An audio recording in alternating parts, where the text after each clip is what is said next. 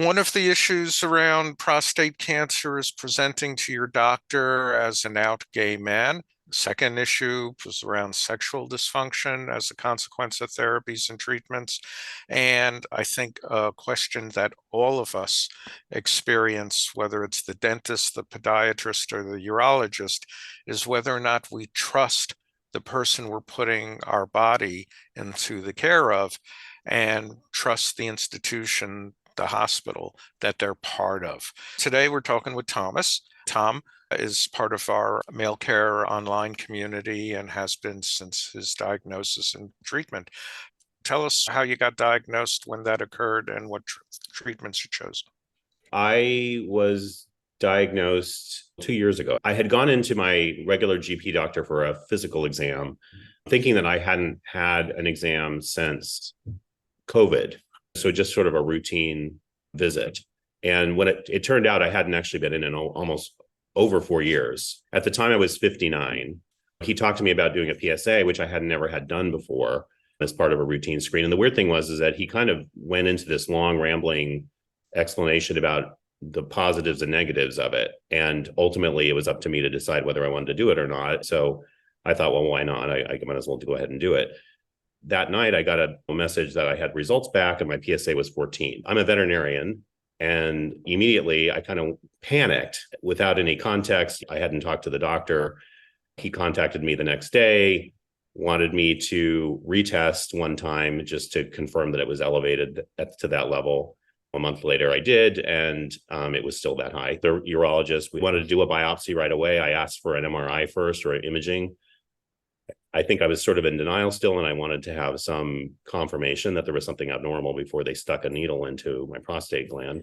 So I had an MRI, which confirmed that there was a lesion on the left side of the gland. That was, and concerning was that it looked like it could have been extracapsular. I ended up having the biopsy done, and the results came back with prostate cancer on the left side. Most of the left side of the gland was involved. It was a Gleason 7. I decided to go with surgery because I was concerned about the possibility of it having spread beyond the gland. And it seemed like, at least based on my understanding of things, that if surgery was not completely curative, then I could go to radiation therapy. And if it was the opposite, it would be much harder. The weird thing was that this all took place over the course of like 9 months. There was no urgency on the part of anyone. Everyone said, take your time, take your time. Let's hold up there. And you've been making these decisions for this period. Are you partnered up? Do you have a husband? Yeah, I have a husband. We've been So together for years. how was it like with your husband? Let's think back to the day you were told you had cancer. How did he find out? Well, I guess I told him.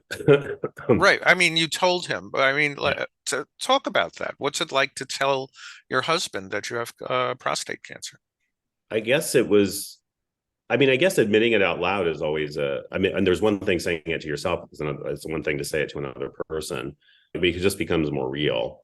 And the layers of sort of like wanting to deny the fact that this is an issue or this is actually going on, kind of the curtains get pulled away, and it's the reality of the situation. And I mean, again, as a veterinarian, I have a clinical background, so I can sort of compartmentalize things a little bit and kind of put my left brain to work on, okay, what do I need to do, and what decisions do we need to make? And sometimes the emotional side of it gets a little suppressed.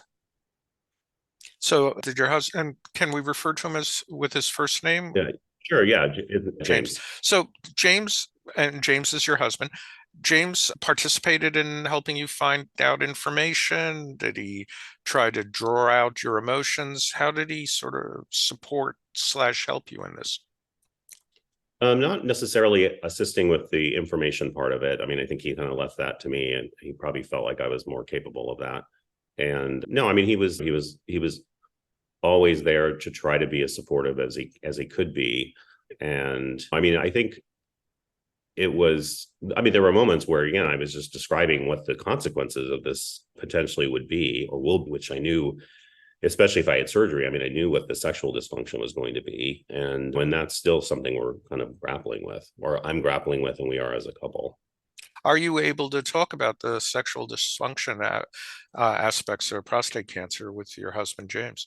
It's difficult. I mean, it's difficult, and it's probably more difficult on my end. I mean, I think he's willing to talk, and sometimes I just close up. So tell me, your husband, James, is a guy. I assume he's cisgendered man. Okay. Yeah, yeah. Okay. So he's vulnerable to being diagnosed with prostate cancer too. Has he been diagnosed at all, or what do you guys talk about around that? No, no, no. He gets his PSA checked. I think he even had it checked before I did.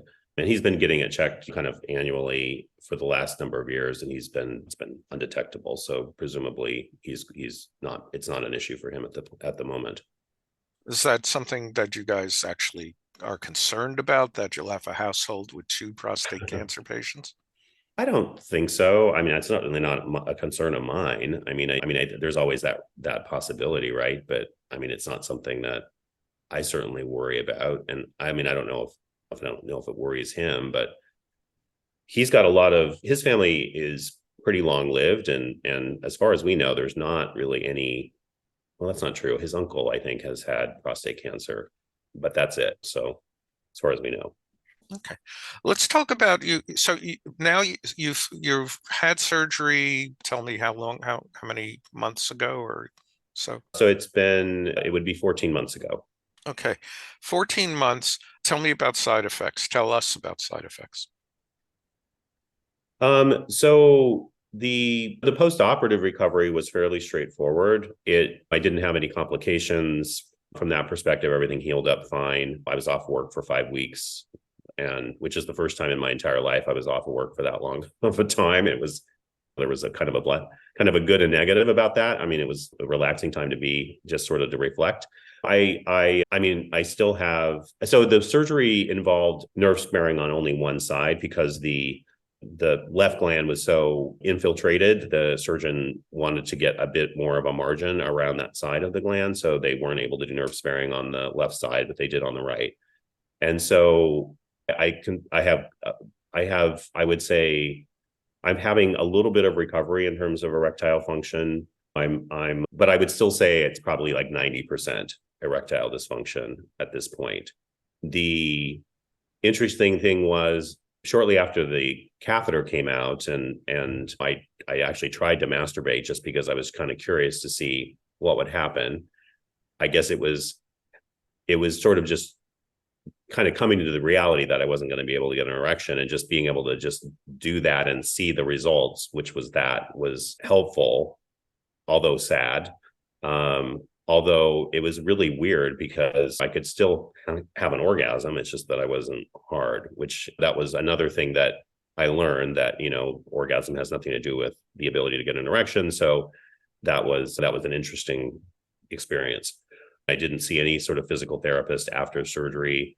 All the post-op sort of rehab that I've done is what I've gotten from online forums, really not necessarily. I mean, I would ask my doctor about them and he would say, yes, you can do that. But it wasn't like he gave me a program to follow once I was out of the catheter and into sort of the post-operative recovery phase. So other than the fact that he did put me on sildenafil post once I was out of the catheter. So that was the main rehab was taking at a low dose.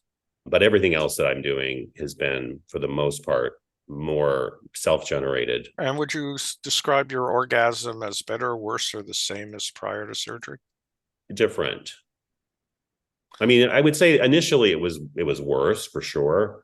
That's changed as time has gone by. It comes on quicker, which is interesting. I mean, I can get there much faster than I ever was able to before. I have no idea why, but that's a big difference. How has your sex practice with your husband changed? It's been a challenge because I mean, I think I'm still trying to figure things out myself, and I tend to isolate myself a little bit more around this kind of stuff. And so he's there and available. I mean, we have regular sex, but I would say that there's a certain pattern that we follow, and the exploration of my own abilities is more solo at this point. Has your role in your relationship changed? Top, bottom, versatile kind of thing? No, No. Okay. no. All right. So, and were you out to your doctor, the surgeon that did your surgery? Yes. So, what were conversations with your doctor like around post-operative quality of life? Um, I would say it was fairly minimal. I mean, again, it was well, this is what you should expect. You're going to have erectile dysfunction for at least 2 years, or most likely that takes that long for recovery to occur. These are the things you should do. It was very matter of fact. I mean, it wasn't particularly empathetic. And yeah, I mean, so I mean, the weird thing is that I mean, it's not like honestly, it's not like I'm looking to him for a lot of empathetic support. I mean, I realize he's a surgeon and surgeons are who they are. I guess I sort of understand that as a veterinarian. And the so I just accept it for what it is. It's not like I still trust him. I mean, I think he's very skilled and I think he's very knowledgeable. He is the head of the service there. So I mean, I mean, I know he's got a lot of experience, but I mean, I can't say that I get a lot of warm and fuzzies from him. Excuse me, fighting a cold. So, you mentioned trust. Let's talk about trust. Trust with your doctor and then trust with the hospital. What does the word trust mean to you relative to your urologist? Trust means that I think, I mean, I need to think that he's skilled. He knows what he's doing. He's making the best recommendations that based on the knowledge that he has and the greater knowledge of in the specialty in the realm, so to speak. The I mean, ultimately, that's what it comes down to. That he's giving me his best recommendations based on his experience and based on his knowledge. And you had a choice of other urologists to do your surgery, I imagine. Is that fair to say? Yeah, I mean that's one thing about the medical facility I go to is I mean I certainly could have asked for somebody else if I wasn't comfortable with him.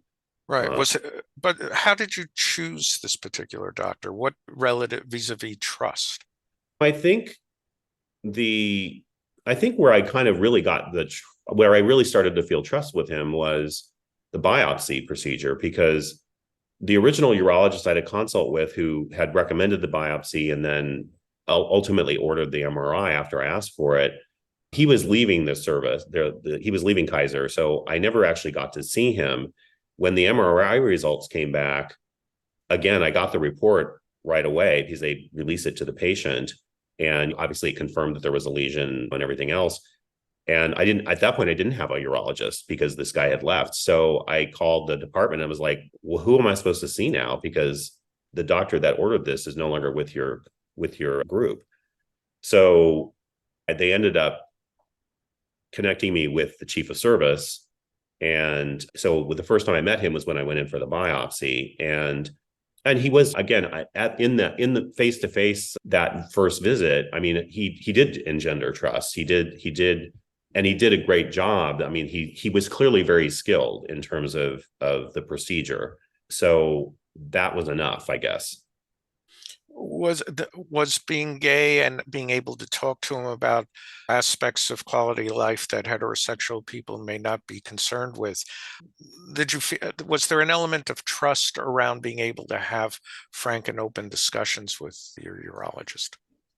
Probably not. I mean, honestly, it's just not. I didn't get that from him, and so it didn't really. It wasn't. That's an area where it's not that I wouldn't have trusted him. I'm sure I could have brought it up. It just didn't seem again, and this may be my interpretation of something, but it just didn't seem like that was something he was interested in talking about. Right. Was that something you were interested in talking about with him? I think I was just. I guess in now looking back, yes, if I had to do it over again, I probably would be much more proactive about having those conversations. But in the moment, I just felt like I was being swept up in it, and I was just interested in okay, making the decision about what the next steps were. And I again, the soft part of it, that part of it was just kind of put on the back burner. A lot of hospitals are now putting rainbow flag decals on doors and things like that. Were there, did you see any rainbow flag details? Would that have mattered to you? No, it wouldn't really have mattered. Right.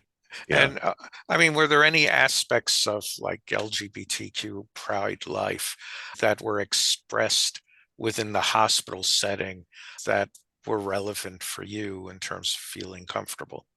No, not really. Not that I can remember. I mean, nothing that came up. I mean, my primary clinician is gay. And so it's a much easier conversation to have with him about these things. And like when I went in for the surgery, I mean, a lot of the support staff, the nurses and stuff, a lot of them were gay men. And so I felt that it wasn't like they were waving a rainbow flag, but I mean, it's San Francisco, and I mean, there's gay folks in every walk of life here. So in that sense, I feel supported and don't feel like people are judging based on the fact that I'm gay because of where I live. It's just part of the milieu of living here, if that makes Right. sense. Yeah, it does. And you were comfortable showing up with your husband, holding his hand, him holding you, that kind Oh of yeah, thing. yeah. That's not a concern. That was never a concern. Right. So it So, sounds like around trust, it's very much about the relationship and the vibes you get from the doctor, from the facility, well, not from the facility, but from the people who are employed by the facility. yeah.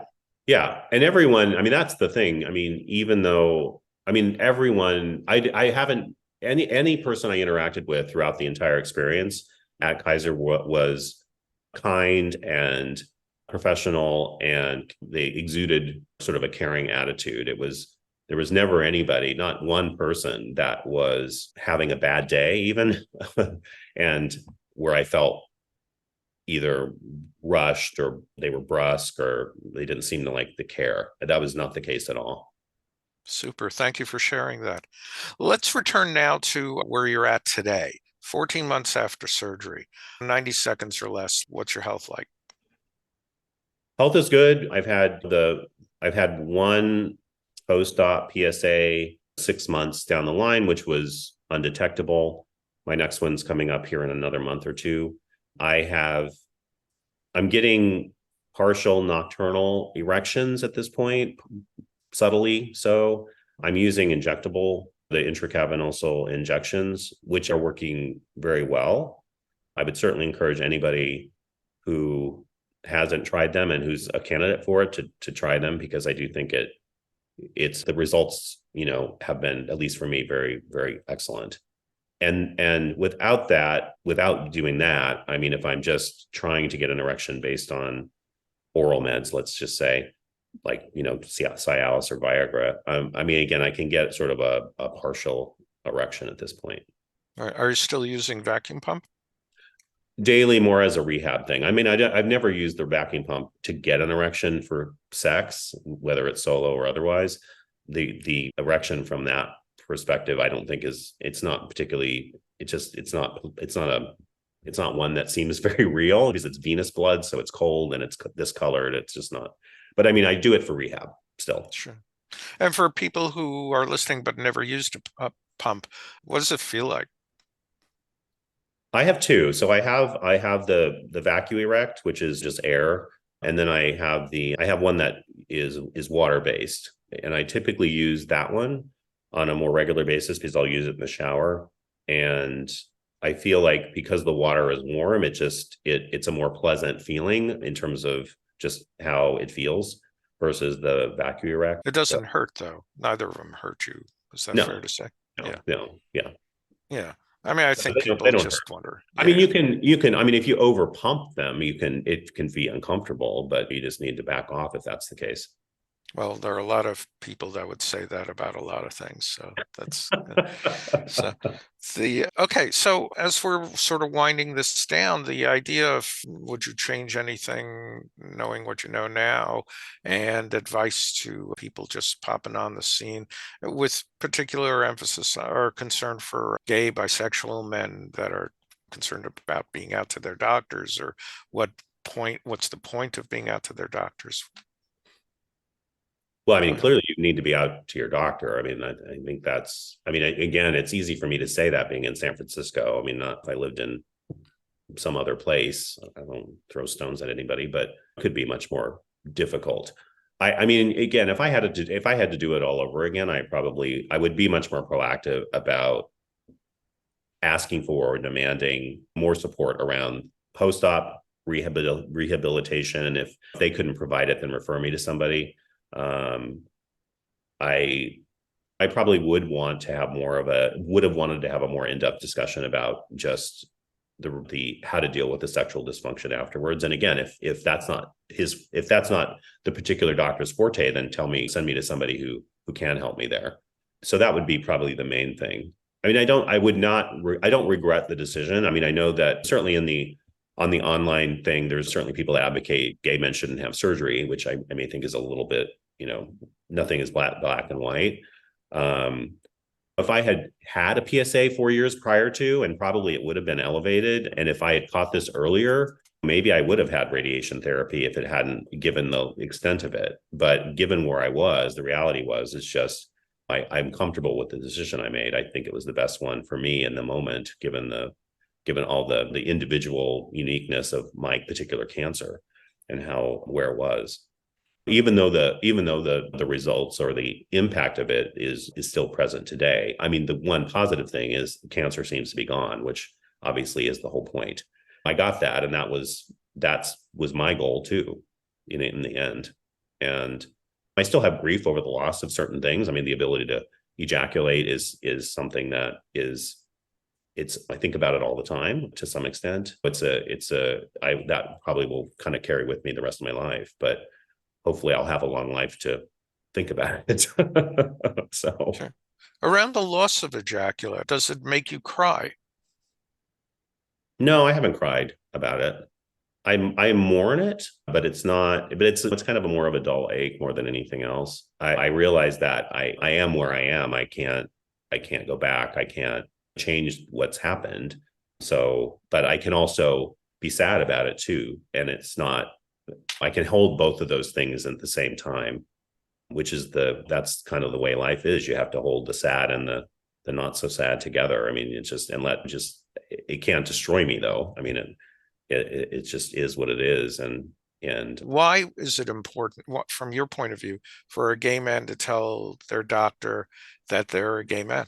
well, I mean, to me, it just seems like there's unique things about being gay that need to be part of your healthcare. I mean, if you're sexually active, then especially if you're sexually active in a non-monogamous relationship, or if you're having sex with men in general, there's certain things that you want to be monitoring and looking at, and STD screenings, and talking about using PrEP. And I mean, there's just so many things that if you're not out to your doctor and can't have those discussions, it's just your healthcare is being compromised, at least in my view, unrelated to prostate cancer.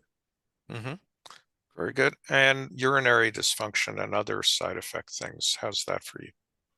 That has not been an issue. I mean, the catheter came out, and obviously it was dribbling a bit, but that improved relatively rapidly. I think probably within 2 months, I was not using any kind of pad or any kind of anything. I was fine. I was doing well.